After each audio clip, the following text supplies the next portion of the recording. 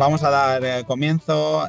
Manuel está preparado y con muchísimas ganas.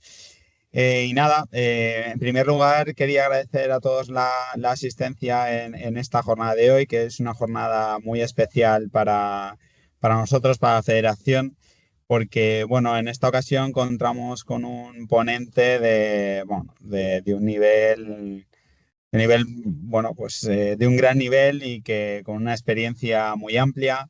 Para quien no conozca a Manuel Coloma, es psicólogo de formación y es jugador de baloncesto y además también entrenador. En la actualidad ha unido sus dos pasiones como especialista en el desarrollo de habilidades directivas y alto rendimiento. Como entrenador también de la selección femenina de baloncesto, obtuvo la primera medalla de oro del baloncesto español en el Eurobásquet del 93 en Perugia. Corrígeme, Manuel, si me he equivocado. En la actualidad es consultor de diversas empresas de formación, así como profesor en múltiples másters y cursos universitarios. Tiene una experiencia de más de 25 años como entrenador. Fue seleccionador nacional femenino durante 6 años, así como bicampeón de liga. También ha estado relacionado con el mundo del deporte, ha ocupado diversos cargos de gestión y organización de eventos deportivos de máximo nivel, como Juegos Olímpicos, Campeonatos Mundiales y Europeos, así como director de la Escuela Nacional de Entrenadores de Baloncesto. Ha sido profesor asociado en actividades de team building de la IE, y además también colaborador y ha formado parte del profesorado del Máster de Gestión de Entidades Deportivas de la Universidad de Valencia y de Psicología del Deporte de la Universidad Autónoma de Madrid. Actualmente es profesor del Máster Universitario de Administración de Empresas de la Universidad San Jorge y participa como ponente y formador-entrenador de habilidades directivas y entrenamiento en diferentes empresas. Podría seguir así, Manuel, presentándote y para mí, vamos, me faltaría tiempo y horas para destacar toda tu experiencia. Y además, sí que me gustaría presentaros y que todo el mundo conozcáis a Manuel como una persona que eh, ha conseguido grandes méritos deportivos. Ha sido condecorado con la Real Orden del Mérito Deportivo del 99 y en el 2008. El emblema de plata en 1990 y de oro en 1994 por la Federación Española de Baloncesto, y además fue elegido como mejor entrenador nacional en 1984. ¿Qué os puedo decir más de Manuel Coloma? Es un gustazo y un placer disponer de ti para que nos puedas acercar una temática tan interesante como es la gestión de los tiempos muertos y sobre todo desde la parte emocional, ¿no? Entonces, muchísimas gracias, Manuel, por estar con nosotros. Es un verdadero placer y esperamos que para todos sea igual de lujoso que para nosotros ha sido todo el proceso durante la preparación y sobre todo de Manuel, que lo podáis disfrutar y bueno, pues al final disfrutar de algo tan importante como es la gestión emocional y la comunicación en los tiempos muertos. Y antes de empezar, sí que me gustaría cambiar un poco la dinámica e iniciar con una pregunta para ver un poco, a ver cómo empezar, ¿no? Y ahí ya, Manuel, te dejaré todo para ti. Entonces, tengo una pregunta para todos un poco, pero en especial para Manuel. Eh, Hablamos de gestión emocional y de comunicación en tiempos muertos, pero ¿qué significa gestionar emocionalmente a un Bueno, equipo? oye, primero, muchas gracias, Adrián. Es un placer increíble estar aquí con vosotros. Me hace una ilusión tremenda estar con entrenadores de baloncesto, porque últimamente pues, no tengo tanta oportunidad. Y además se da la circunstancia de que este año o sea, es mi 50 aniversario como entrenador de baloncesto, ¿no? O sea, empecé a entrenar en el año 1975, con lo cual de alguna manera, pues con mayor ilusión y sigo con la misma ilusión que cuando empecé, ¿no? También estoy muy contento porque veo que está Nuria Fons, que aparte de que creo que estuvo con vosotros hace unos meses o un año y la estoy viendo aquí sonriendo como siempre y me hace una ilusión tremenda porque tuve a Nuria poquito tiempo, pero estuvo en un pre-europeo con la selección española con nosotros y además es una excelente profesional y me hace muchísima ilusión que esté aquí. Realmente, probablemente era ella la que tendría que dar la charla en vez de darla yo, ¿no? Y contestándote, Adrián, eh, vamos a ver, la única manera de poder hacer gestión emocional es entrenarla. Como qué es lo que sabemos hacer los entrenadores, ¿no? Me gustaría eh, convenceros de que un buen tiempo muerto hay que entrenarlo. O sea, igual que entrenamos defensa, ataque, entrenamos el tiro, entrenamos los fundamentos, la preparación física, entrenamos todo, también hay que entrenar los tiempos muertos. Daros cuenta que el tiempo muerto, y además ahora con los reglamentos nuevos, hay más, porque tenemos, al haber cuartos, tenemos esos 3 tiempos muertos extras, que además no son de 1 minuto, sino que duran un poquito más. Entonces, ese tiempo que tenemos nos da aún más opción de poder interactuar con el equipo. Pero para que ese tiempo que nos regalan pueda ser válido, hay que usarlo muy bien. Y claro, precisamente porque hay poco tiempo y hay mucha tensión, la clave es que tanto nosotros, en primer lugar, como el equipo, aprendamos a comunicarnos en esa situación de tensión, ¿no?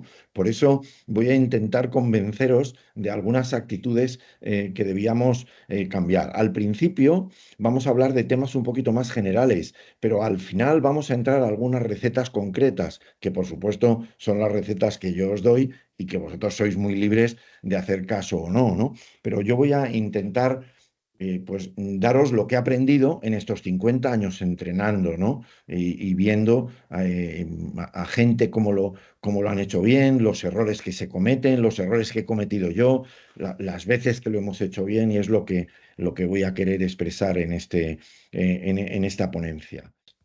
Eh, Quería empezar probablemente con uno de los mejores entrenadores que ha habido en la historia, y para muchos el mejor, el gran John Wooden de UCLA, en esta foto con Kareem Abdul-Jabbar, ¿no? Cuando era un principiante, ¿no?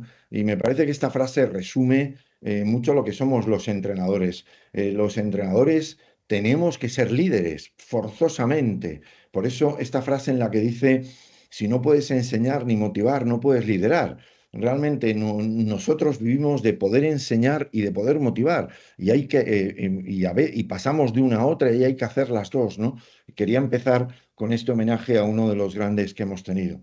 Mirad, en el mundo del baloncesto, a mí no me importa tanto lo que sepáis. Estoy seguro que sabéis un montón, porque ahora con las nuevas tecnologías podéis acceder a prácticamente todo el baloncesto que se hace en el mundo, con lo cual estoy seguro que tenéis un montón de conocimientos, pero eso me preocupa hasta cierto punto. Lo que me importa fundamentalmente es lo que eres capaz de hacer con lo que sabes, ¿no? Porque eso es lo que ven los demás. Lo que están viendo de vosotros, vuestro equipo, es lo que tú haces, no tanto lo que tú dices. Están viendo tu comportamiento. Entonces a veces es curioso que estemos pidiendo tranquilidad al equipo cuando claramente desde fuera se ve que nosotros no estamos tranquilos, ¿no? Porque mirar, la mayoría del aprendizaje que se produce es por imitación. Y claro, igual que es bueno tener referentes para que las jugadoras y los jugadores tengan ejemplos a seguir, pero realmente los jugadores nos están viendo si nosotros tenemos un comportamiento correcto con los árbitros y con el equipo contrario, están viendo si chillamos, están viendo si perdemos los nervios, si en los fallos no reaccionamos adecuadamente, con lo cual es fundamental no solamente que sepáis hacer las cosas, sino, perdón, no que las sepáis, sino que las sepáis hacer. Yo creo que esa es la clave en el entrenamiento. Y aquí quería ir un poquito a la psicología, que es realmente lo que yo soy en este momento. Mirad, en el sistema nervioso hay dos ramas, y no os voy a meter no os voy a dar mucha chapa con esto. Pero mirad, cuando nosotros estamos actuando, o bien funciona el simpático o bien funciona el parasimpático.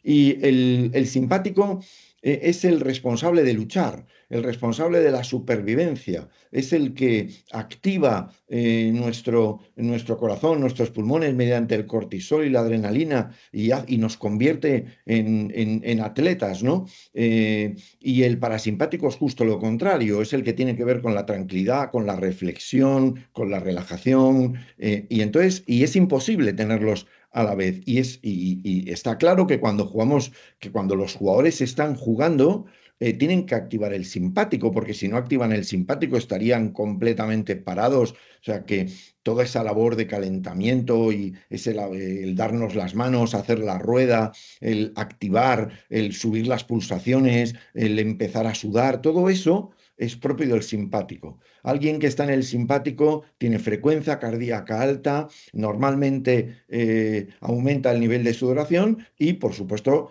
aumenta el nivel de respiración, ¿no? El parasimpático es justo lo contrario, pero aquí se da la paradoja. Los jugadores están en simpático, pero nosotros no podemos estar en simpático. Nuestro trabajo es analítico, es reflexivo, es de toma de decisiones. Aunque es verdad que durante el partido habrá momentos en que también nos meteremos en ese flujo, pero realmente nosotros el esfuerzo que un entrenador tiene que hacer por mantener el autocontrol, por intentar relajarse y sobre todo en los tiempos muertos es el momento que tenemos para que las jugadoras, los jugadores sean capaces de descansar y tener un momento de bajar ese simpático, ¿no? En respirar un poco mejor, hidratarse, secarse, con lo cual cualquier cosa que hagamos que active el simpático, realmente lo que estamos dificultando es la capacidad de entender las instrucciones que vamos a dar. Porque mirar, un tiempo muerto es algo en el que podríamos definir que todo a nuestro alrededor era caótico, excepto lo que estamos haciendo. O sea, que decir, estamos en medio con los padres chillando o con los que estáis en competición, pues con un pabellón lleno de gente, con música, un montón de cosas alrededor. Es todo caótico visto desde fuera, pero los que estamos dentro sabemos lo que estamos haciendo. Por eso, mira, la cualidad número uno para poder llevar bien un tiempo muerto es autocontrol. Mirad, el autocontrol, que es una de las 5 capacidades emocionales que tenemos los humanos, es la clave. O sea, un entrenador tiene que hacer un increíble esfuerzo por ser capaces de mantener el control, por aprender de los errores, por ser capaz de parar, decir stop y controlarse. Sin autocontrol no hay liderazgo posible. Sin autocontrol, lo que somos, estamos jugando el partido sin poder jugar. Estamos corriendo por la banda al mismo ritmo que van los jugadores. Eso no es posible. El entrenador tiene que tener capacidad de decisión, con lo cual cualquier esfuerzo que hagamos, y ahí evidentemente tendréis que ayudaros entre vosotros y a veces incluso con gente más nerviosa, aunque esto se aprende poco a poco con el tiempo, pues habrá que a veces ayudarse con algún psicólogo que os ayude o con algún profesional que os ayude a evitar esos picos y no vivir con tanta, o sea, el partido hay que vivirlo con intensidad, pero con un control emocional. Mirad, la clave de la autorregulación, vosotros tenéis que ser capaces de ver entre vosotros y vuestros ayudantes, tenéis que ser capaz de ver cuándo estáis perdiendo el control. Y cuando estamos perdiendo el control, que eso lo notáis porque notáis que el corazón va a 1000, que empezáis a sudar, que empezáis a hablar más alto, y ahí la única opción válida es parar. Hay que ser capaz de parar, decir stop y tener algún anclaje que me permita parar. Porque aquí la clave, cuando estamos un poco perdidos, es lo primero reconocer qué me está pasando, y es que he perdido los nervios. Y una vez que lo he reconocido, recuperar el foco. Lo cual, ¿qué es lo que quiero? Y lo único que quiero en un tiempo muerto es ayudar a mi equipo a que podamos conseguir el objetivo juntos. Y por último vienen las soluciones, y es lo que puedo hacer. Pero esa solución, que es lo que yo voy a aportar a mi equipo, no lo puedo hacer si no tengo claro cuál es el objetivo que tenemos. En el momento en que empiezo a pelearme con el equipo contrario, con los árbitros, con el público, con algún jugador en concreto, no estamos haciendo nuestro trabajo de forma adecuada. Mirad, estamos en Valencia y la profesora Adela Cortina, que es una filósofa y que es valenciana y es una persona de las que más admiro con un nivel intelectual increíble, dice que forjar un buen carácter es de los mejores proyectos que una persona pueda afrontar. Mirad, yo creo que esto es el trabajo que todos tenemos hacia nosotros, pero sobre todo es el trabajo que tenemos hacia nuestros jugadores, porque os recuerdo que a la mayoría de las personas que entrenamos, la gran mayoría, no van a jugar profesionalmente.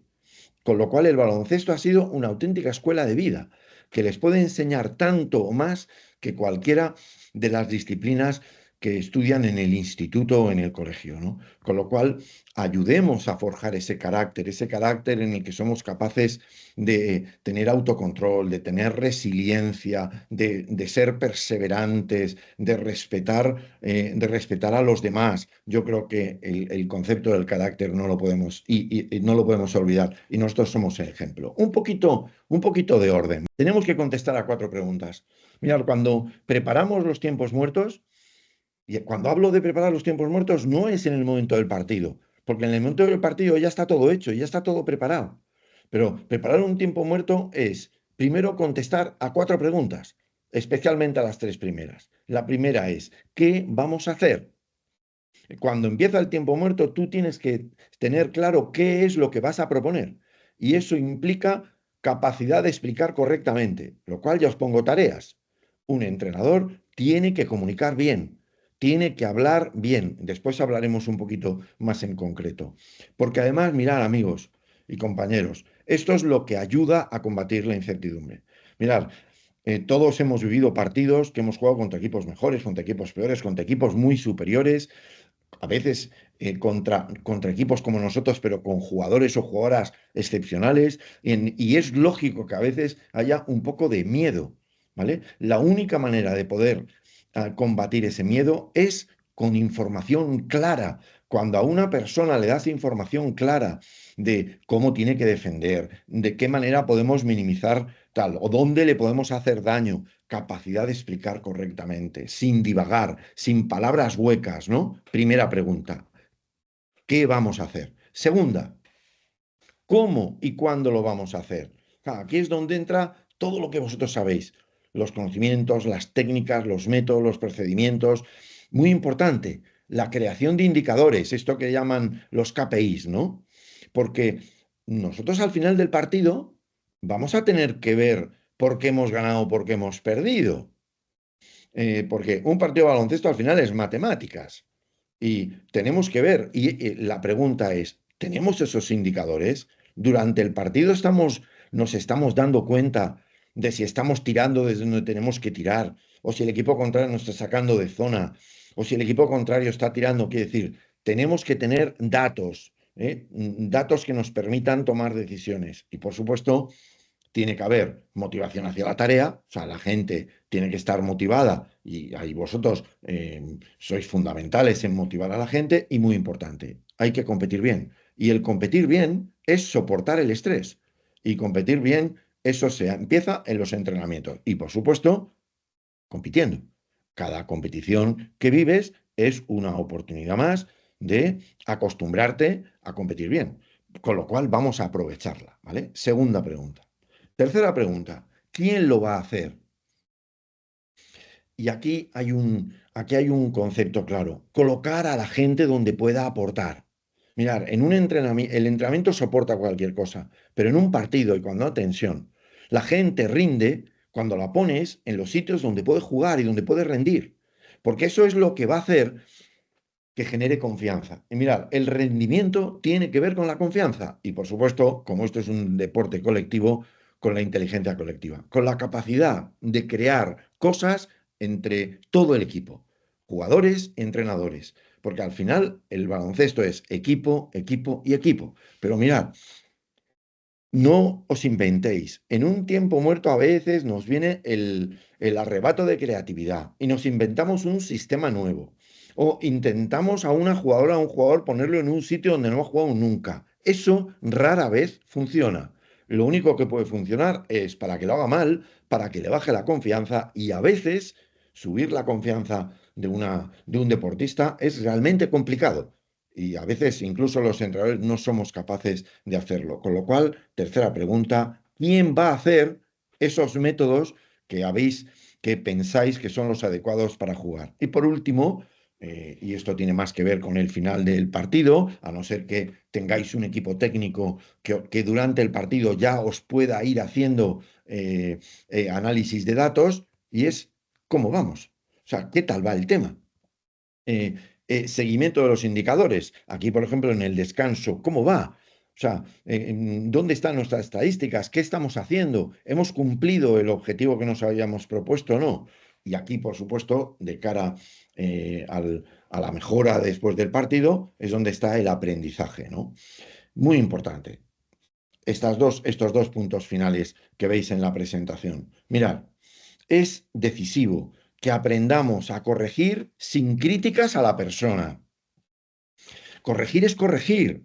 Y es, pues has elevado mal el brazo, o la finta la estás haciendo justo al contrario, o estás defendiendo por detrás, o el gesto técnico, o estamos haciendo mal la rotación en defensa. Pero eso no significa entrar en la crítica a la persona. Cuando entramos a criticar a la persona, estamos entrando en el final, ¿vale? Con lo cual, todas las correcciones que hagamos, y es evidente que los entrenadores de baloncesto continuamente estamos corrigiendo e incitando a que las cosas se hagan mejor, tienen que estar orientadas a la mejora. Cualquier tentación que tengamos de hablar sobre lo pasado para además tener como una sensación de regañar o de criticar, eso, suponiendo que lo hagas, hazlo cuando termine el partido y al día siguiente en el entrenamiento, siempre orientados hacia la mejora. Aquí me gusta traer esta pantalla que realmente lo que he hecho ha sido copiar a uno de los grandísimos que hemos tenido en nuestro país, que era Ramón y Cajal, ¿no? Ramón y Cajal decía que en la vida hay que tener menos preocupaciones y más ocupaciones. Los entrenadores tenemos que dejarnos de esques. En un partido no hay esques. En los entrenamientos hay todos los esques que queráis, pero en un partido hay que. Lo que el equipo necesita es, hay que cambiar la zona, hay que hacer esta rotación, hay que defender más arriba. Y no tanto es que. Eso no sirve en un partido. Entonces, concentraros en lo que queréis y no en lo que tenemos en ese momento. ¿Vale? Orientados hacia el objetivo, menos preocupaciones y más ocupaciones, sin impaciencia, con constancia, con superación. Hagamos caso a Ramón y Cajal, ¿vale? Mirad, eh, la clave en un partido es la capacidad de ignorar las distracciones. O sea, que todo el equipo esté concentrado y tú el primero en lo que estamos haciendo ahí. Y esos esfuerzos por mantener la concentración en tu equipo, en tu trabajo, inhiben la zona cerebral responsable de las distracciones. Aquí y ahora. Por eso os pongo aquí y ahora, muchachos, aquí y ahora. Este entrenador este entrenador que sale en esta foto, que entiendo que es una selección valenciana o la clave de un tiempo muerto es, como están viendo, que todos le estén viendo, que todos le estén viendo y que él tenga claro lo que está explicando aquí y ahora, ¿vale? Esa atención ejecutiva dirige el foco hacia un objetivo e ignora el resto, ¿no? Y con lo cual, esa capacidad, un entrenador tiene que tener capacidad de llamar la atención, capacidad de seducción, tiene que ser capaz de concitar la atención del equipo por su manera de hablar, por su serenidad, porque es capaz de dar soluciones a las cosas, porque se ha ganado ese derecho con su buen hacer en los entrenamientos, ¿no? Esa atención voluntaria a nuestros retos y al objetivo cercano calma ese diálogo interno que nos habla de que no podemos hacerlo bien, ¿no? Con lo cual empezamos con aquí y ahora, muchachos, aquí y ahora, ¿no? Y eso hay que entrenarlo, ¿eh? Eso no es solamente decirlo, ¿no? Mirad, vamos a terminar esta primera parte con esta frase de Rafael Nadal. Decía, en los momentos importantes normalmente uno quiere ir con el golpe que tiene más seguro. Con nervios, las cosas que uno domina más se toleran mejor, ¿no? Un principio de inteligencia emocional fundamental. Eh, Hay que centrarse en la solución y no en el problema. Siempre orientados al resultado. A esto, en inteligencia emocional, se le llama el principio 10-90. El principio 10-90 lo que nos dice es que el 10 es lo que ha pasado, lo que ha ocurrido, algo sobre la que ya no podemos actuar, excepto para analizarlo posteriormente, y el 90 es el cómo reaccionamos ante lo que ha pasado. Mirad, los entrenadores somos del 90 en los partidos. ¿El 10 lo podemos analizar? Por supuesto. cuando termina un partido hay que analizar todos los indicadores, los KPIs que hemos visto antes, ¿no? Para aprender, para ver, para que los entrenamientos de la semana siguiente seamos capaces de mejorar lo que no hemos hecho bien, ¿vale? Pero nosotros durante el partido nos olvidamos del 10. En un equipo técnico muy grande, que tenga muchos ayudantes, algunos de los ayudantes pueden estar trabajando sobre el 10 durante el partido. Pero el entrenador jefe, que es lo que sois casi todos vosotros, trabajamos sobre cómo reaccionar ante lo que ha pasado. Pero lo que ha pasado no cuenta. Lo cual, no os encabezonéis en corregir algo que ya no se puede corregir. Lo que cuenta es la siguiente jugada, el siguiente minuto del partido. Concentraros en el 90, 10-90, un principio que tenemos que seguir a rajatabla. ¿Qué nos dice la experiencia? Todas las jugadores son capaces de encarar los objetivos más ambiciosos cuando esos sean sus objetivos. Con lo cual, debemos potenciar la capacidad de convencer y comunicar adecuadamente. Mirad, un entrenador en un tiempo muerto, alguien que llega a ser un buen head coach, me da igual que sea de un equipo infantil, que cadete, que de una selección nacional, es alguien que tiene que convencer, alguien que tiene que comunicar adecuadamente, que tiene que convencer a su gente, porque cuando tú eres capaz de convencer a alguien de que puede hacer algo, por supuesto, sin engañar, ¿vale? Cuando tú eres capaz de convencer, esto sí lo puedes hacer, realmente una gran parte del trabajo ya la tenemos hecha, ¿no? Suaves con las personas y duros con el problema. Mira, si hay que corregir 20 veces el tiro porque está alineando mal el codo. O sea, hay que corregir 20 veces un movimiento de pies en defensa. Hay que corregirlo 20 veces. Porque la búsqueda de la excelencia es así. Pero en ninguna de ellas se puede perder el control y utilizar mal lenguaje o usar un tono inadecuado. Si hay que corregir 20 veces, corregimos 20 veces, analizando, que se vean en vídeo, lo que sea, suaves con las personas y duros con el problema. No alteremos emocionalmente porque si no será muy complicado. Y eso en el partido aún más, porque el partido suficiente tensión tiene unido ya de por sí el desequilibrio físico que estamos con muchísima frecuencia cardíaca, entonces ahí cualquier palabrita puede encender el fuego. No vale. Tenemos que aprender a corregir, a dar instrucciones, pero de una manera suave. Mirad, decía Goethe en la novela Fausto, si tratas a alguien como es, permanecerá como es. Pero si lo tratas como lo que podría y debería ser, entonces se transformará en la persona que está destinada a ser. Mirad, los entrenadores trabajamos con las expectativas de las personas a las que trabajamos, a las que entrenamos. Con lo cual, trátale como figura. Mirad, si un entrenador trata a sus jugadores como mindundis, está asegurado que van a ser mindundis. Si tú a tus jugadores les dices a quién tienen que pasar, cuándo tienen que votar, cuándo tienen que tirar, cuándo tienen... Entonces no aprenden, pero eso incluso en los partidos, ¿no? O sea, los entrenadores tenemos que tratar a nuestros jugadores en relación y exigirles en relación al talento que tienen y aquello que se puede, en lo que se pueden convertir, ¿no? Con lo cual, no hagáis pequeños a los jugadores. Tratarles como personas inteligentes, que es lo que es cualquier humano una vez que ha madurado, ¿vale? Tratarlos como personas inteligentes que entienden las cosas, sobre todo si tú se las explicas bien. Hagamos caso a Goethe, ¿no? Aquí entramos, aquí entramos ya en un momento, digamos, más concreto, ¿vale? Actitudes fundamentales en un tiempo muerto. Primera, habla despacio y no grites. ¿Vale? El gritar en un tiempo muerto, a no ser que el único objetivo sea que tu equipo cambie porque están adormilados, cosa que yo tampoco creo mucho en eso, pero bueno, tampoco me voy a meter en lo que los entrenadores hagan. En principio, habla sin gritar y muy despacio. ¿Por qué? Los jugadores están en una situación en la que no están en un aula, están jugando. Con lo cual, habla despacio para que te entiendan. En eso también te tienes que entrenar, porque nosotros también estamos un poco alterados, espero que poco, y tendemos entonces a hablar más alto y más rápido, y es incorrecto. Hay que aprender a hablar despacio y sin gritar.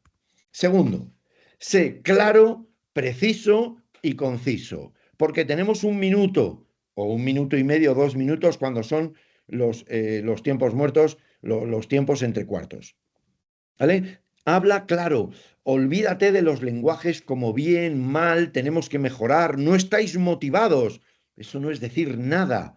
No os pongáis nerviosos. Ahí no estamos diciendo nada. O sea, hay que decir cosas concretas. Haz esto, no hacemos esto, bajamos aquí. Intenta respirar antes del tiro libre. Concéntrate, o sea, claros, precisos y concisos. Tercero, haz que se concentren en lo siguiente, lo que os he dicho antes, principio del 90, ¿vale? Cuando la gente ves que están obcecados porque han fallado, al siguiente tiro, al siguiente tiro, al siguiente tiro. Mirad, aquí os cuento una anécdota. Una anécdota con dos jugadores de la selección nacional. Yo cuando empecé en selecciones estuve 2 años ayudando a Antonio Díaz Miguel en la selección masculina. Estamos hablando del año 82-83, que probablemente algunos de vosotros ni habíais nacido. Pues en la selección estuve trabajando con dos jugadores, mirar la actitud tan diferente de los dos. Uno de ellos en el banquillo, a mi lado, a mí como era muy jovencito, tenía 26 años, me llamaban Nen. Bueno, si hubiéramos estado en Valencia me hubieran llamado Nano, ¿no? Me llamaban Nen, y entonces me dice, Nen, Nen, y digo, ¿qué pasa? Y entonces me dice, estoy muy nervioso. Y digo, bueno, está el partido igualado, ya, pero es que me va a sacar Antonio en el final del partido. Él era el mejor tirador de tiros libres que teníamos. Y entonces, como el partido estaba en el que ya se tiraban todos, pues, y le digo, pues es para lo que te has entrenado toda tu vida, para que te saquen a jugar y meter los tiros libres. Y fijaros lo que me dice, es que llevo 9 seguidos metidos.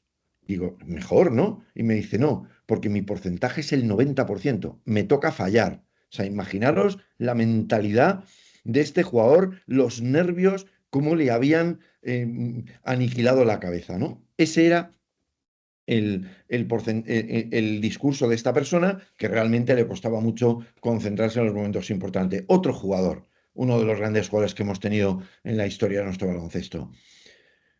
Su discurso era, fallaba un tiro libre y como también tenía el 90%, decía, va, ya he fallado uno, ya el resto del partido no fallo ninguno más. ¿Os dais cuenta? Hay que concentrarse en lo siguiente. Lo que ha pasado, lo analizaremos después.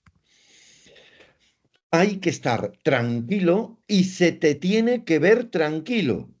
Las dos cosas. O sea, no me vale que me digas, no, no, si yo estoy muy tranquilo, pero te veo elevando el tono de voz y por tu lenguaje no verbal veo que no estás nada tranquilo. Hay que estar tranquilo y se te tiene que ver tranquilo. Hay que enseñar a escuchar y a entender las pizarras.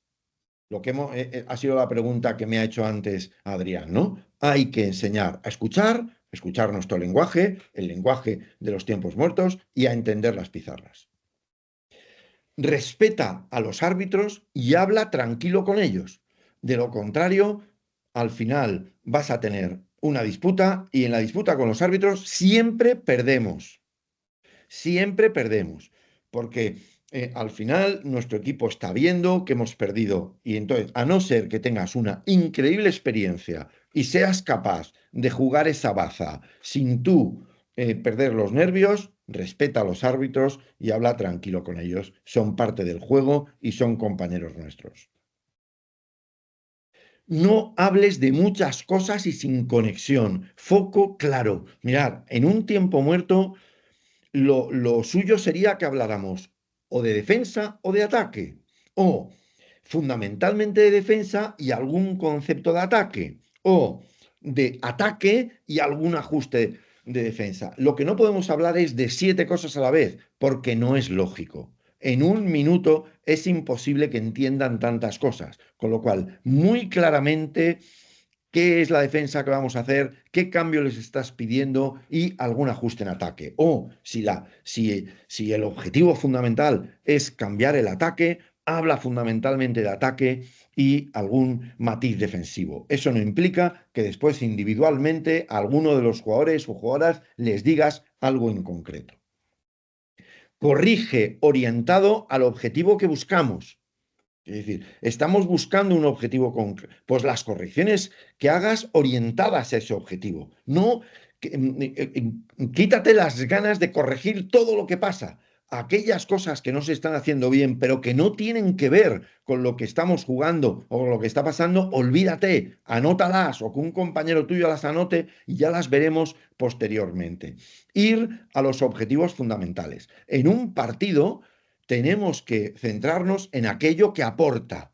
Las cosas pequeñitas no son las minucias, olvidaros de ellas, ¿vale? Olvidaros de ellas. Jamás faltar al respeto. Eso es pecado mortal en un entrenador. No faltes al respeto a ningún jugador. A un jugador le puedes cambiar, le puedes decir, esto no lo estás haciendo bien, pero no le puedes faltar al respeto. No le chilles. Suficiente tensión hay como para que además nosotros chillemos. Sé positivo en el partido. Reconoce, elogia, anima, porque especialmente en los momentos en los que el equipo le hace falta. Cuando el equipo va mal, lo que hace falta es ser positivo, ponernos objetivos concretos. Venga, vamos a jugar este minuto, vamos a ser capaz de hacer esta jugada, vamos a intentar parar. Y cuando alguien hace algo bien, elógialo, anima a la gente, ¿vale? Alguien cuando falla un tiro, pero lo ha hecho bien, pues por favor, anímalo. ¿Me entiendes? Porque los entrenadores no podemos estar reforzando lo que es obvio, pues es obvio, si alguien tira canasta y mete, si es que el refuerzo del entrenador sobra, refuerza al que ha hecho el tiro desde donde lo tiene que hacer, aunque ha fallado, pero el tiro estaba bien hecho. Refuerza las buenas decisiones. O sea, cuando un jugador toma una buena decisión, refuérzalo, ¿vale? Refuérzalo, que todo el equipo vea y él mismo entienda que se ha tomado una buena decisión. Y por último, entrena los tiempos muertos. Cuando hablamos de comunicación, hablamos de 3 canales: el canal imprescindible, el canal importante y el canal interesante.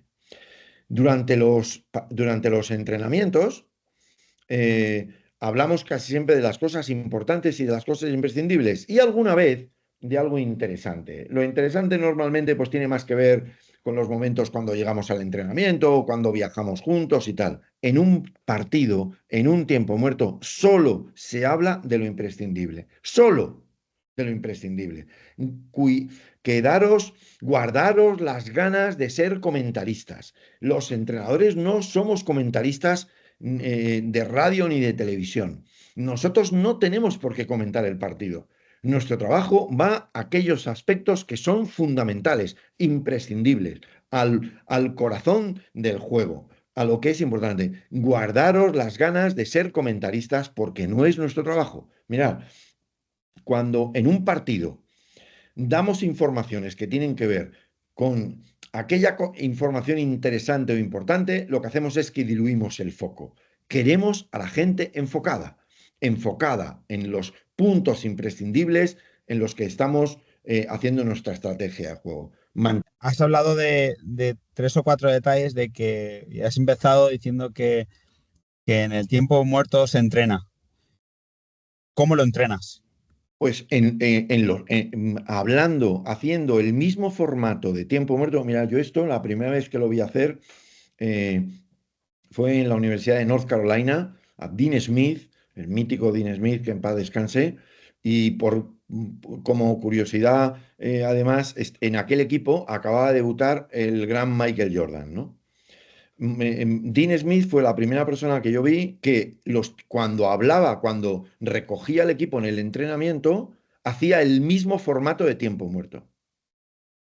Es decir, Ajá. sentaba a la gente, bebían agua, les secaba y usaba las pizarras o los medios que tuviera que utilizar en aquel momento. Es decir, mirad, el tiempo muerto es una parte decisiva, una herramienta grandísima que tenemos los entrenadores. No tiene sentido que no la entrenéis. Hay que entrenarla. Con lo cual, antes sé que algunos de vosotros, y porque también yo empecé entrenando un equipo infantil femenino en Madrid, a lo mejor tenéis una hora de entrenamiento. Con lo cual, lo que prima sobre todo es darle mucho ritmo porque tenéis poco tiempo para entrenar.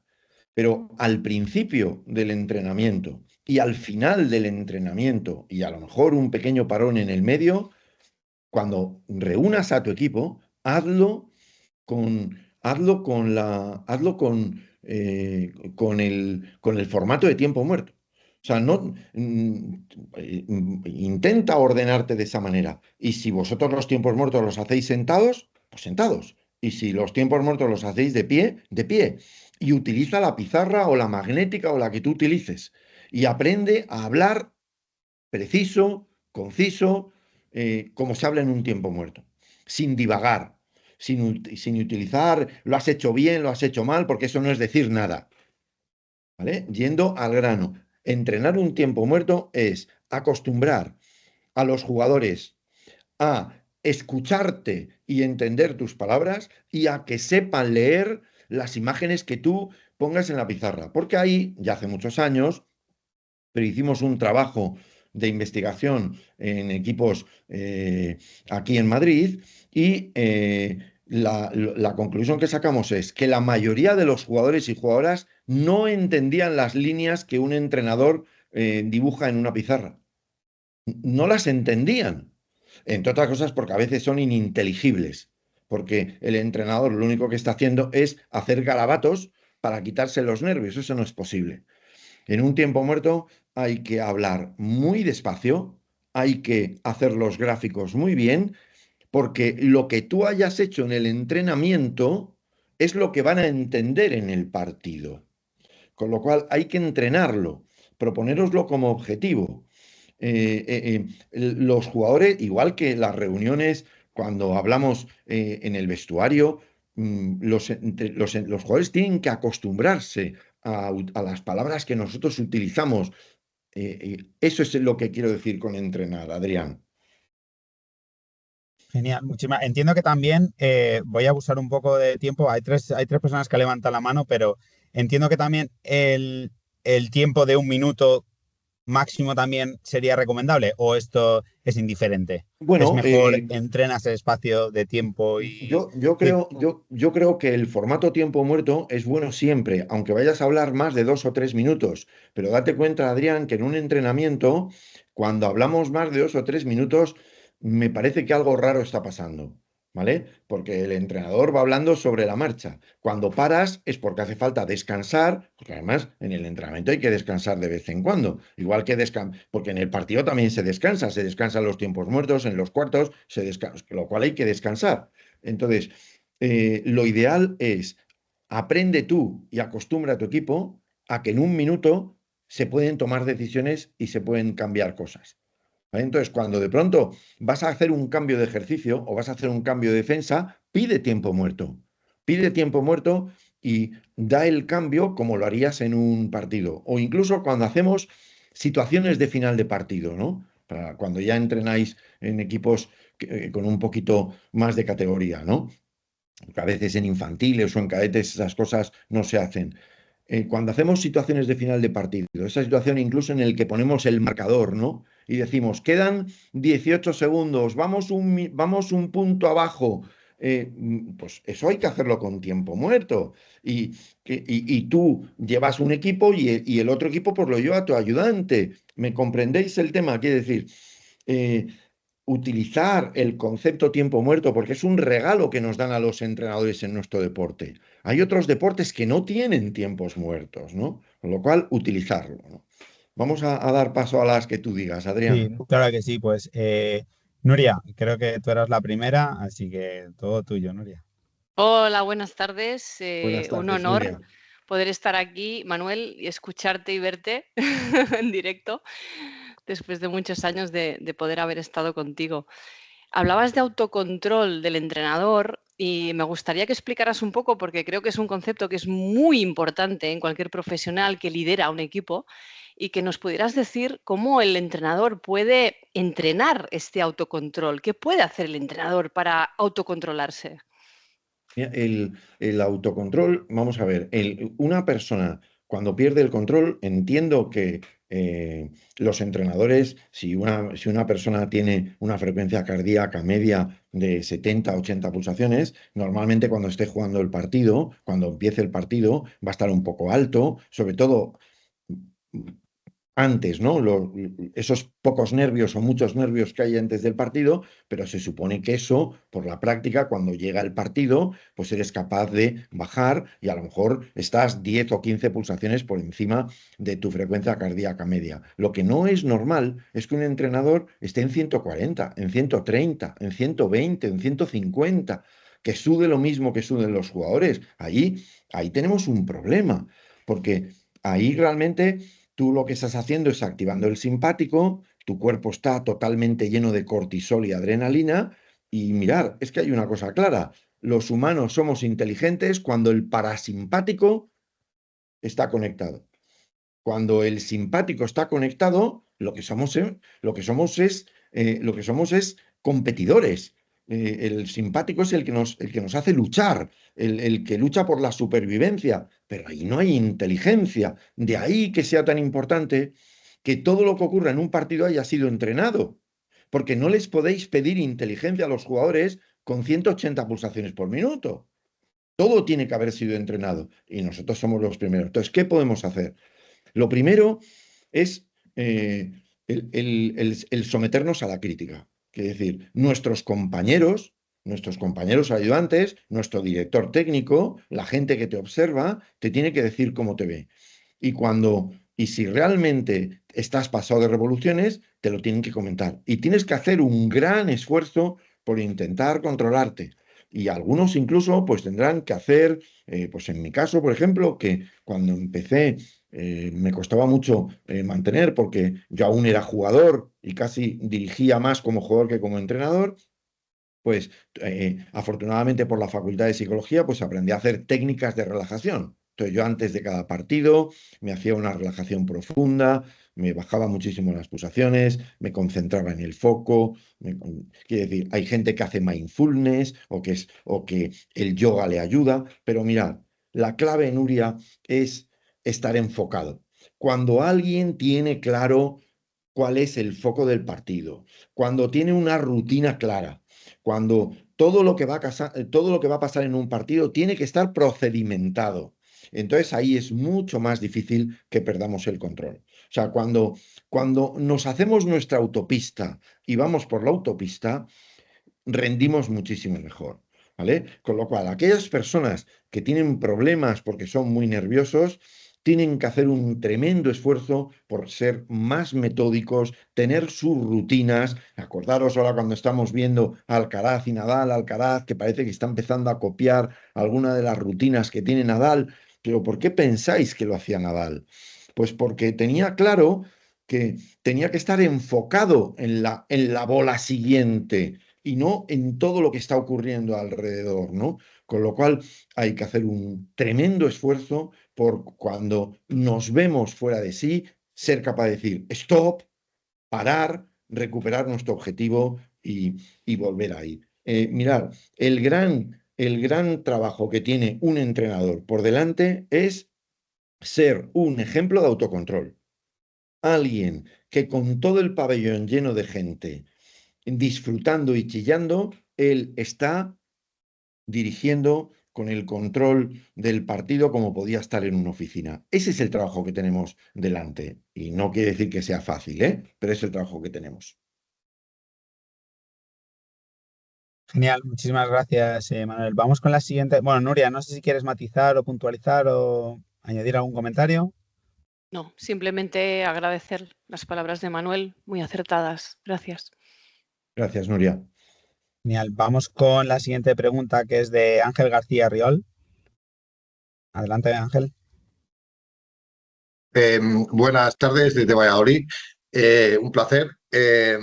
No sé si lo dirás después un poco, pero ¿cómo afrontamos un tiempo muerto que no pedimos nosotros? Si hay una diferencia fuerte o simplemente No, eso por saludar. Gracias.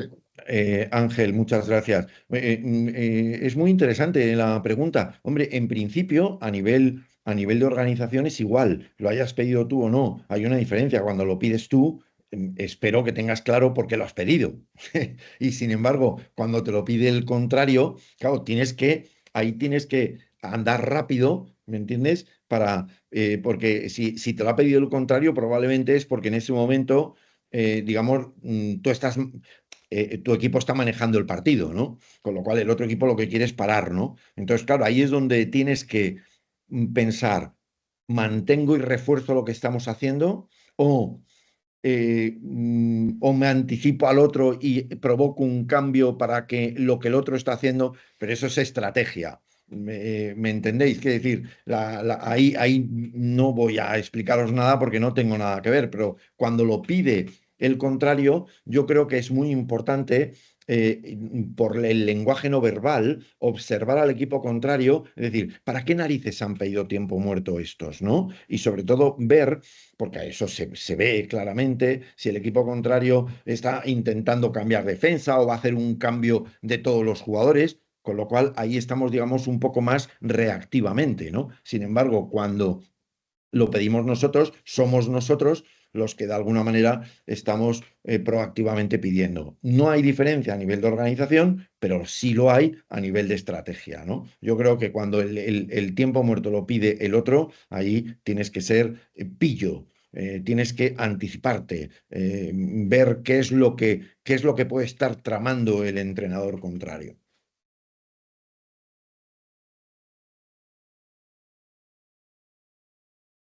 Genial. ¿Algo más que añadir, Ángel? ¿Alguna cuestión, algún matiz? Nada, nada, gracias. Muy amable. Gracias, Vale, Ángel. genial. Pues vamos con la última persona que tiene la mano levantada. No tienes el nombre, así que no te puedo identificar, pero vas con los cascos puestos negros. Eso es, eres tú, sí. Perdona, pero no te identifico con el nombre. Adelante, cuando quieras. Bueno, yo tenía una pregunta y es que yo estoy llevando un equipo de cadetes de primer año, pero tienen como muchos nervios y se cabrean muchísimo en cualquier ocasión de partido cuando no les salen bien las cosas, cuando el árbitro les pita una falta en contra. Entonces yo he tenido veces de tener que pedir un tiempo muerto para que hagan respiraciones. No sé cómo de útil será eso, por Pues es preguntarte. súper útil y me encanta oírte porque precisamente una de las maneras de pasar del simpático al parasimpático es hacer respiraciones profundas, ¿no? Es decir, de hecho, si veis algunos jugadores, eso, claro, sois muy jóvenes, pero alguno más veterano que vio jugar, por ejemplo, a Epi, Juan Antonio San Epifanio, ¿no? Pues cuando tiraba los tiros libres, hacía claramente el ritual de hacer respiraciones profundas, como hacen la mayoría de saltadores y saltadoras de longitud y de altura, ¿no? Es decir, ese concepto de concentración, de focalización, tenía su rutina, que en psicología llamamos anclajes muy claro. Mirad, cuando una persona hace 4, 5, 6 respiraciones profundas, que es decir, respiración en la que el aire te llega hasta la parte abdominal y lo aguantas un poquito, solamente con el hecho de hacer 5 o 6 respiraciones profundas, la frecuencia cardíaca baja hasta 6 pulsaciones. Claro, ¿qué ocurre? Los sensores internos del cuerpo, cuando tú haces respiraciones profundas, cree que estás pasando al parasimpático. Con lo cual baja el nivel de cortisol, baja el nivel de adrenalina. Con lo cual, lo que estás proponiendo es extraordinario, porque claro, eso evidentemente hacerlo con un equipo senior, pues a lo mejor es más complicado, porque se supone que ahí ya tienen que llegar, pero en un equipo cadete, lo que tú estás haciendo a mí me parece prioritario, porque antes que jugar bien a baloncesto, tienen que aprender a forjar el carácter, con lo cual te doy la enhorabuena porque creo que has tomado la decisión correcta. O sea, que se tranquilicen y eso mismo hay que hacerlo en los entrenamientos. Porque claro, si en los partidos se ponen nerviosos, probablemente también en los entrenamientos, pues a veces tendrán momentos de mucho follón. Ahí también nosotros a veces somos responsables, porque claro, si nosotros entrenando lo que provocamos es una sensación, digamos, de caos total, ¿no? Para que haya más ritmo y tal, la pregunta es, ¿realmente ahí los jugadores van a ser capaces de entender que están entrenando o están compitiendo? Porque a veces después lo que van a hacer en el partido es lo mismo que han hecho en el entrenamiento, ¿no? Pero me ha parecido muy interesante y además te animo a que lo sigas haciendo, ¿eh? Y paciencia, Muchas gracias. que cuando se es cadete, pues hay mucho tiempo por delante para irles poco a poco aportando, pero vamos, veo que estás en la línea, ¿no?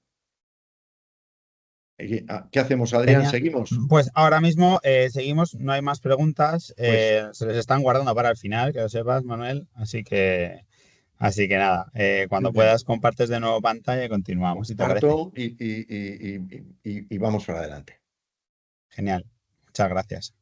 Bueno, me ha parecido súper interesante todo lo que has dicho, Manuel, pero yo, o sea, situándome en la posición de entrenadora, en la que he estado, pero no mucho, se me ocurre, ¿no? En esos momentos en que hay tanta tensión, en que ves tantas cosas, observas tantas cosas, quieres corregir y mejorar tantas cosas, cuando tienes ese minuto en tus manos y tú dices, céntrate en lo que realmente es importante y pon foco en lo que realmente quieres hacer, ¿cómo puede un entrenador hacer eso? O sea, ¿cómo puede ser capaz o qué herramientas puede tener que le puedan facilitar el decir, vale, tengo un minuto, ¿qué quiero comunicar a mi equipo? ¿Qué es lo Claro. más importante? Claro, yo creo que hay, cuando tú pides un tiempo muerto, lo que hemos dicho antes, ¿no? Tienes más claro porque lo has pedido. Bueno, espero que lo tengas más claro porque lo has pedido, ¿no? Cuando lo pide el equipo contrario, sobre la marcha tienes que reaccionar, ¿no? Pero claro, ahí la clave es, ¿realmente el partido va bien en defensa y en ataque? ¿O estamos atacando bien, pero en defensa estamos regular? Pues entonces está claro que tu foco tiene que ser la defensa. Con lo cual, concéntrate en ese tema y olvídate de los demás, ¿no? Aquí, Nuria, claro, los humanos tenemos un mecanismo en el cerebro eh, eh, que es, digamos, el que hace que prestemos atención a una cosa u otra, que en terminología se llama el RAS, ¿no? RAS es el sistema de activación reticular, ¿no? El sistema de activación reticular es lo que hace, pues que, claro, si tú de pronto oyes una explosión, pues inmediatamente dejas de hacer lo que sea y te concentras en eso, ¿no? O cuando algo te interesa muchísimo, ¿no? Cuando algo, pues entonces te olvidas de todo lo que está pasando, que se supone que es lo que un entrenador tiene que hacer. Quiere decir, los entrenadores, nuestro trabajo se culmina en los partidos. Se culmina en los partidos. Y cuando se culmina en los partidos, perdón, eh, lo tenía quitado, pero nuestro trabajo se culmina en los partidos. Pero aunque el trabajo realmente se ha hecho en los entrenamientos, pero en los partidos nuestro trabajo es estar concentrados. Con lo cual, ese esfuerzo desde que llegáis al partido, de meteros en la cancha, de hacer vuestras rutinas, de saludar al entrenador contrario, a los árbitros, hablar uno con tus jugadores, las rutinas que tú tengas. ¿Vale? La reunión preparatoria, quiere decir, tiene que ser la misma concentración que tiene un cirujano cuando está operando. Un cirujano, alrededor de un cirujano hay 27.000 cosas, pero él está a lo que está. Entonces, ese es el trabajo que tenemos que hacer. Tenemos que aprender a olvidarnos de aquellas pequeñas cosas que pasan alrededor de un partido. Yo sé que eso, cuando entrenas en categorías de formación, es muy complicado. Porque el entrenador, aparte de ser entrenador, es el que tiene que encargarse prácticamente de todo, ¿no? Pero poco a poco la clave es la concentración. Entonces, cuando en un tiempo muerto tú tienes que tener claro de qué tienes que hablar. ¿Y de qué tienes que hablar? De aquello que nos está alejando más del objetivo del partido. Normalmente el objetivo del partido es ganarlo, pero otras veces el objetivo del partido es competir y que la gente juegue y que la gente aprenda, ¿no? Dependiendo del nivel, ¿no? ¿Cuál es el objetivo fundamental que tenemos? Pues no te alejes de ese objetivo. Y cualquier decisión que tomes tiene que estar alineada con ese objetivo. Yo creo que ese es un trabajo de poco a poco, de poco a poco. Es decir, es un trabajo que al principio, cuando empecéis a entrenar, os va a costar más, pero después, poco a poco, el entrenador, cuando entra en un campo, entra como en un túnel. ¿Vale? Se tiene que enfocar. Aquí además hay Mirad, esto le pasa a los jugadores igual, ¿eh? Mirad, jugar bien, igual que entrenar bien. Tú, un día que has dirigido un partido y que has dicho, "Jo, hoy lo he bordado", eso quiere decir que has fluido, que has tenido flow, ¿vale? Un entrenador que tiene flow, ¿vale? Porque ha controlado el tempo del partido, el timing durante todo el partido. Eso es imposible si no tienes foco. O sea, la única posibilidad en cualquier habilidad humana para poder fluir es estar enfocado al 100%. Y ese es un trabajo que tenéis que conseguir desde los entrenamientos. Cuando te metes en la cancha, tu trabajo es tu equipo y el resto no existe. Cuando te metes en un partido, más aún, la clave es tu equipo y es ser capaz de valorar cuál es la decisión más adecuada para conseguir el objetivo que nos hemos propuesto en este partido. Ahí hay que ser tremendamente disciplinado y no irnos por las ramas en cosas que realmente no nos van a aportar gran cosa. Muchas gracias, Manuel. Si hay alguna pregunta, recordad levantar la mano. Yo tengo una pregunta, Manuel, y un poco al hilo de lo que comentabas, ¿no? Eh, existe, imagino que sí, pero ¿consideras que sería importante establecer, por ejemplo, en ese focus, ¿no? Pues imagínate, pues una palabra que a los jugadores o a las jugadoras les ayude a identificar o a ponerse en el foco.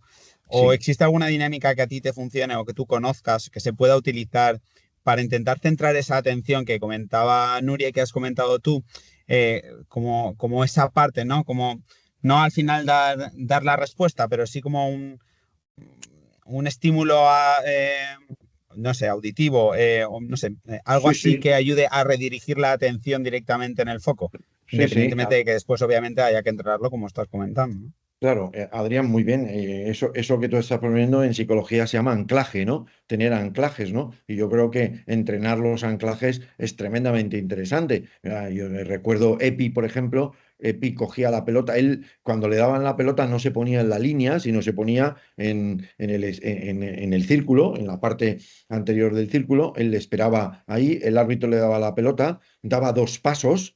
Daba dos pasos y daba como un poco zapatazo, el derecho lo ponía justo pegadito a la línea y después siempre cogía la pelota con la mano izquierda. Cogía la pelota con la mano izquierda, daba, no sé si eran dos o tres botes, y fijaros qué curioso, después él cogía la pelota, entonces la cogía y el dedo índice lo metía en la O de Molten, ¿vale? Quiere decir, eso es un anclaje, ¿os dais cuenta? Quiere decir, desde que me dan la pelota, estoy concentrado en lo que voy a hacer porque de esa manera la cabeza no se despista con otros temas, ¿no? Y después, acto seguido, armaba el brazo y tiraba, ¿no? Pero eso es lo mismo que hace una saltadora de altura o lo que hace, es decir, tienes una rutina en tu cabeza o te das, lo que hace Nadal es un anclaje, lo que hacía Nadal, ¿no? ¿Me entiendes? ¿Y eso para qué lo hace? Precisamente para que su cabeza no vaya a por qué he fallado la bola y esté concentrado. Esa rutina le ayuda pues voy a jugar esta pelota de esta manera, o voy a jugar largo, o voy a jugar corto, o voy a tirarle una dejada, ¿me entendéis? O voy a ver si le hago este punto. Quiere decir, pero eso lo tenemos que entrenar. Quiere decir, el entrenamiento de anclajes es fundamental y para nosotros también. Quiere decir, yo creo que cada uno se tiene que conocer, pero el que tiene tendencia a ponerse un poquito más nervioso antes del partido, pues tiene que tener sus rutinas. Entonces, cuando llega, pues a lo mejor 3 o 4 minutos, quedarse solo en el vestuario, repasar, cerrar los ojos o no, hacer unas respiraciones profundas y concentrarte. Mi objetivo fundamental en defensa. Hay gente, por ejemplo, que lo que le gusta es escribirlo. Escribir también es un anclaje, porque cuando hacemos algo con las manos, eliminamos muchísima ansiedad emocional, ¿no? Entonces, escribir, ¿no? Escribir objetivo clave de la defensa, objetivo del ataque, ¿me entiendes? O sea, tener, esos son anclajes y eso es fundamental. Y especialmente con los jugadores, cuando vayan a tirar, los jugadores que están empezando. Bueno, ojo, y algunos muy veteranos, ¿no? A veces, el obligarles a que tengan una rutina. ¿Me entiendes? Que tiren el tiro libre siempre de la misma manera. O que cuando hacen un movimiento, o sea, el método, mirad, en los partidos funcionan las cosas que hemos entrenado. Y el entrenamiento es método y procedimiento. Método y procedimiento. ¿Vale? El baloncesto al final es biomecánica. ¿Me entiendes? Las cosas que hemos entrenado bien van a funcionar. Lo único que en el partido hay la tensión emocional. Y la tensión emocional la tenemos que trabajar. ¿Cómo? Con entrenamiento y repitiendo rutinas. Esas rutinas repetidas hacen que te vayas acostumbrando poco a poco. Y los entrenadores, antes de un partido, nos tenemos que meter en el túnel, de tal manera que lo único que importa es tú y tu equipo. Tú y tu equipo. No existe nada más durante esa hora y cuarto, hora y media que dura un partido de baloncesto. Muchísimas gracias. Entiendo que esto también es trasladable al tiempo muerto, ¿no? Evidentemente, evidentemente. Claro, ahí lo único que el tiempo muerto, como tú en los entrenamientos ya, en los entrenamientos y en lo. Claro, el mejor entrenamiento de un entrenador para dirigir partidos es dirigir muchos partidos. Claro, o sea que, pues, claro, cuando ya has dirigido 5 años, 6 años, pues lógicamente, si no has aprendido, es que entonces ha sido un poco desordenado, ¿no? Se supone que nadie sabe hacer las cosas al principio bien, o es muy difícil, pero vas aprendiendo poco a poco, vas ganando en autocontrol, vas ganando en método, vas ganando en capacidad de concentración, vas ganando en la capacidad que tienes de comunicar a tu gente, ¿no? Con lo cual el tiempo muerto, igual. Tiempo muerto es la capacidad que tú tienes de concentrarte, pero sobre todo de hacer que se concentre en ellos. ¿Vale? Porque de alguna manera el tiempo muerto, ellos tienen que mirarte a ti. Mirad, fijaros, fijaros porque en los partidos de la selección masculino, lamentablemente los partidos de la selección femenina rara vez se retransmiten con cámaras en condiciones como los del masculino. Pero cuando se juega, bueno, en los Juegos Olímpicos sí, pero poco más. Cuando juegue la selección española, ¿vale? Fijaros en un tiempo muerto de Sergio Scariolo. Fijaros que rara vez le oiréis chillar. Habla despacio. No entra directamente, sino que primero habla con sus dos ayudantes, con Luis Gil y el otro que sea, ¿vale? Entra y habla de una cosa y como mucho de dos más. No hay prisas, no hay nervios, ¿no? Evidentemente, estamos hablando de un entrenador que lleva entrenando 40 años o 30 y tantos años. ¿Vale? Con lo cual, el tiempo muerto, lo mismo, ¿vale? Bajemos el diapasón emocional, ¿vale? Suficiente tensión tiene el juego para que encima nosotros le demos más tensión. Muchísimas gracias, Manuel. Tenemos una pregunta más. Si os parece, con esta cerraríamos, ¿vale, Manuel? Entonces vamos con la pregunta de. Yo tengo toda la tarde para estar con vosotros. Vale, bueno, si hay alguna pregunta más, yo por mi parte también encantadísimo de poder escucharla y disfrutarla, ¿eh? Así que vamos, si quieres, con la pregunta, por favor. Sí, primero darle las gracias por la ponencia, que es interesantísima, y comentar una cosa que suele pasar en los tiempos muertos. Los jugadores salen del campo, van a mil, y siempre hay alguno que le gusta hacer comentarios sobre lo que ha pasado y lo que no ha pasado. ¿Qué es mejor? ¿Dejarles 10, 12 segundos para que se expresen o cortarlos?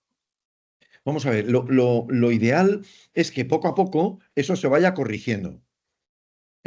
Pero estando en la situación, como tú dices, en la realidad, a lo mejor no es malo dejarles unos segunditos para que se desfoguen, pero eso sí, actos seguidos se tienen que concentrar, ¿no? Como diciendo, como un calentamiento, ¿de acuerdo? Vale, venga, ya está, soltaros las 4 cosas, pero lo ideal es que eso se vaya corrigiendo.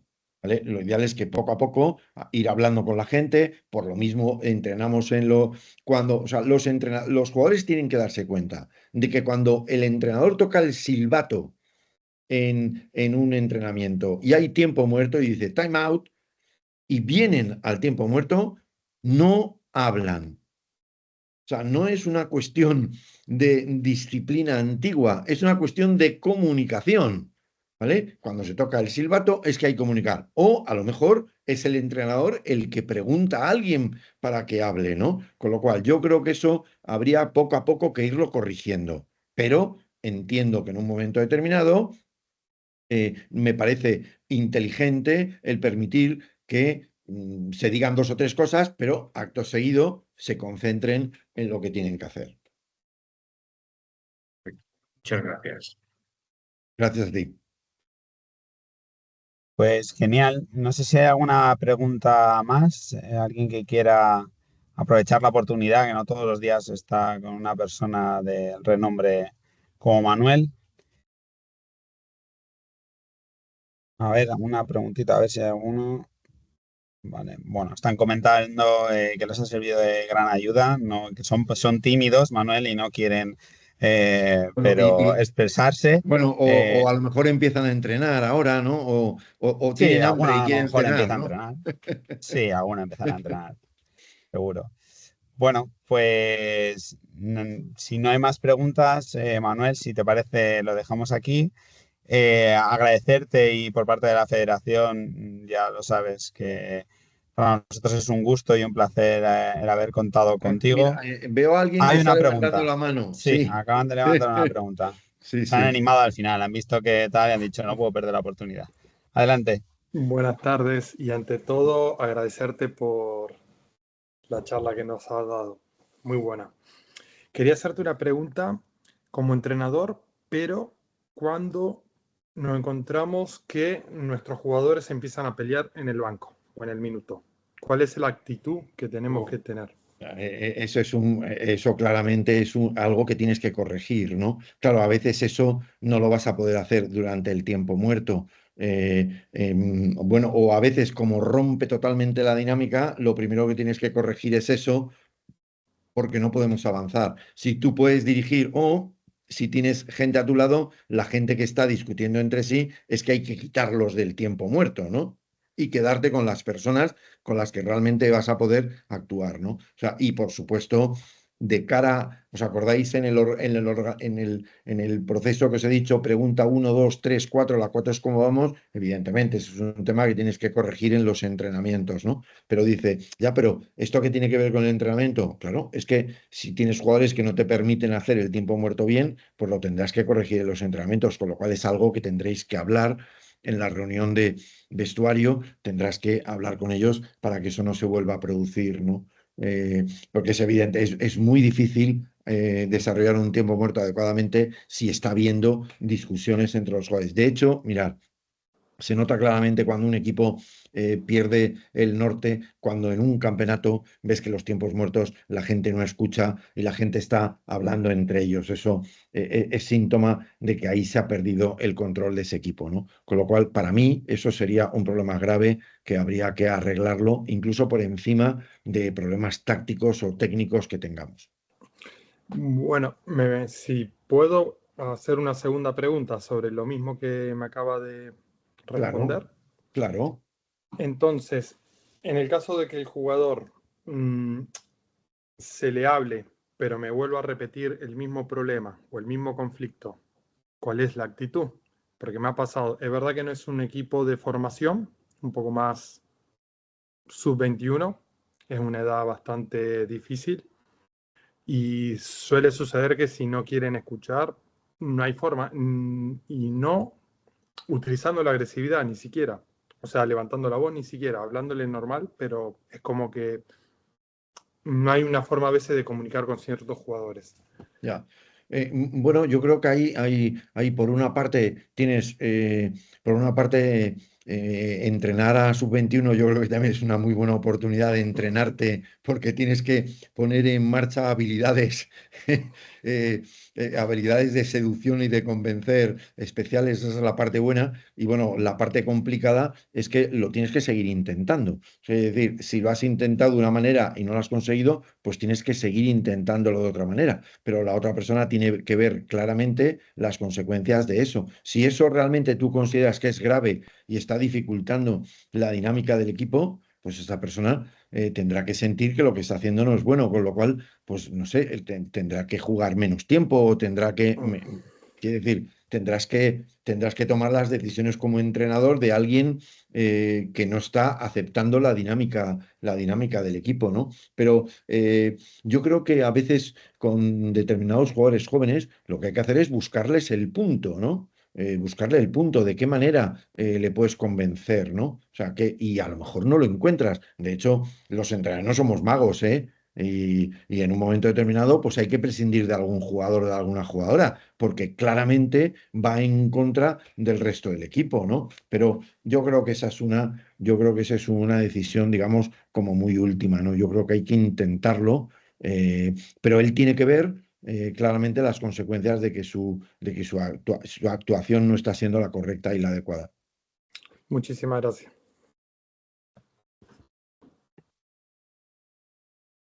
Bueno, Manuel, nos solicitan desde el chat varias personas la posibilidad de disponer de la presentación de No hay alguna problema. forma. No hay Entonces, problema. No hay si me la problema. puedes hacer llegar, Sí, nosotros sí. se la hacemos Sí, llegar a yo los asistentes. te la hago, nos habíamos mandado al correo electrónico, o me lo había mandado Víctor a lo mejor, o me lo Sí, mandaste tú. es que yo te mandé un Vale, correo con todo. yo te envío la presentación, ¿vale? Genial, Y tú genial, se la haces perfecto. llegar a los que se han apuntado. Eso es, eso es. Vale, Nosotros se la hacemos estupendo. llegar a ellos, Muy bien. ¿vale? Oye, Pues que os vaya muy bien a todos, ¿eh? nada, aprovecho y antes de cerrar y de que se nos vaya Manuel, aprovecho para agradecerte, Manuel, la claridad de la exposición, la oportunidad de poder disfrutar pues bueno, de tu presencia y sobre todo de un contenido, de hacerlo tan fácil, ¿no? De hacer tan fácil el contenido, tan cercano el contenido. Al final creo que lleva mucho detrás, mucha experiencia y saber traducir esa experiencia en palabras y de una manera tan clara y tan precisa, creo que vamos, es por lo menos para mí, es motivante, es ilusionante y es un reto personal, ¿no? El poder llegar a traducir esa experiencia en palabras de forma tan clara, precisa y concreta. Así que nada, desde la Federación agradecerte este espacio y nada más, que para cualquier cosa que necesites, Manuel, estamos a tu disposición y muchísimas gracias de nuevo a todos por asistir a la jornada de hoy. Muy bien. Pues nada, gracias, que os vaya muy bien.